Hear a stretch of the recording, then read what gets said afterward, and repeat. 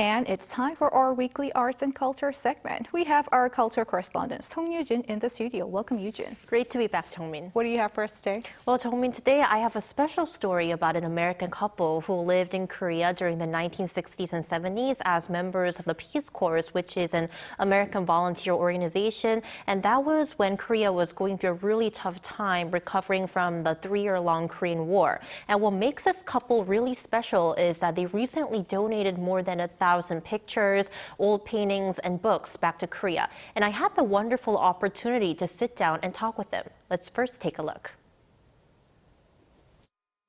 For Gary and Marianne Mintier, Korea holds a special place in their hearts. I always say Woori Nara. We weren't born here, but it's Woori Nara. Back in 1969, the Mintiers came to Korea as Peace Corps volunteers and worked as English instructors for 6 years. During that time, they developed a keen interest in old Korean artworks. When I was in college, I took one art course, and it had a little bit of Asian art. And I liked it then. And then when we came to Korea, we didn't have a lot of money at first, but when I could, I would buy a certain piece of art that I'd seen in a store, and my wife would buy me one for anniversaries and birthdays. Their collection grew to include a total of 150 books, paintings, and calligraphic works. Among them is a painting by Song Yoo-jin, a renowned painter of the late Joseon dynasty. However, this year, the Mintiers made the decision to donate all their cherished pieces to Korea, including 1,000 photos they took during their stay, which captured Korea's struggle to heal the scars of war. We were really fortunate to be in Korea at that time when many Koreans had other priorities, right? And art wasn't necessarily one of them. And so I said, it's time to give them back to Korea. I mean, Korea gave us so much while we were here and even afterwards. The Overseas Korean Cultural Heritage Foundation has played a crucial role. We first learned about the Mintiers collection in 2017 through an instructor at the University of Southern California. Over the years, we built a strong sense of trust through email exchanges, which I think ultimately led to this generous donation. Marking the occasion, the Mintiers have returned to Korea, their third visit after departing in 1975. The most recent was 2013.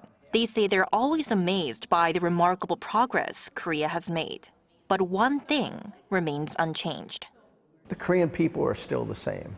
They still have that warmth, that heart, that giving that they had that made us stay when we came, right? Yeah, most Peace Corps volunteers came for 2 years. We stayed 6.5 years.